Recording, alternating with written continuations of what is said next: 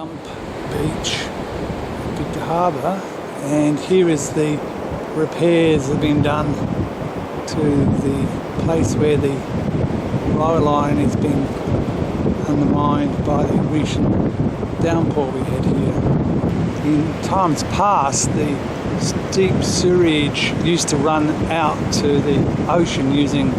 the lower pipe, which is now hidden by the sand, and the water at the top was taking the rainwater from the streets.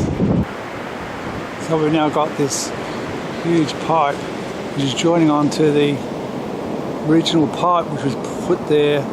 probably in the 1870s when the original rail line was built, and a fence to keep animals away from the cliff. So this is the path down to the beach, and you can see here the fence they've put round the